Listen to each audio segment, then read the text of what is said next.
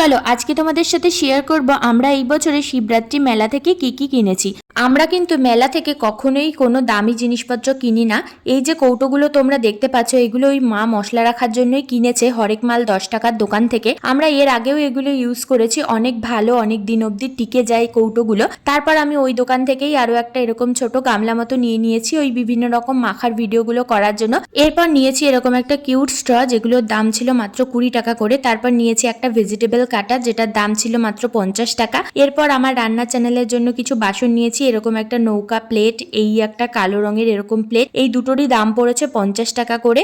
তারপর ওই দোকানেই দেখতে পেলাম এরকম ছোট প্লেটগুলো 20 টাকা করে বিক্রি হচ্ছে, তাই জন্য ওখান থেকে একটা প্লেট নিয়ে নিয়েছি। আর 10 টাকার দোকানটা থেকে এরকম একটা ছোট্ট বাটি নিয়ে নিয়েছিলাম। তো এরপরে আমি নিয়ে নিয়েছি কিছু সাজার জিনিস। মেলায় যাবো আর সাজার জিনিস নেবো না তা কি করে হয়। তো ফার্স্টেই যেটা দেখাচ্ছি, এই একটা কিউট পান্ডা ইয়াররিংস, এটার দাম নিয়েছে মাত্র 30 টাকা। এরপর আমার কিছু গার্ডারের দরকার ছিল, তার জন্য এই গার্ডারগুলো নিয়ে নিয়েছি, এক পাতা নিয়েছে 10 টাকা। তারপর পেন্টিং ভিডিওতে কাজে লাগানোর জন্য এই ইয়ারবাডস গুলো নিয়েছি, যার দাম ছিল মাত্র 10 টাকা।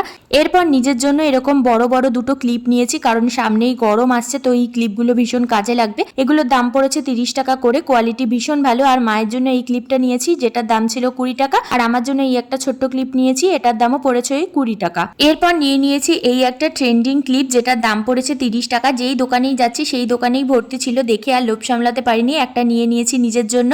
এরপর নিয়েছি এরকম একটা ফুল দেওয়া কাটা, যেটার দাম নিয়েছিল 30 টাকা। তো এই ছিল আমার কেনাকাটি। কেমন লাগলো আজকের ভিডিওটা অবশ্যই কমেন্টে জানিও, আর জিনিসগুলো কেমন হয়েছে সেটাও জানিও। আজকের মতো টাটা।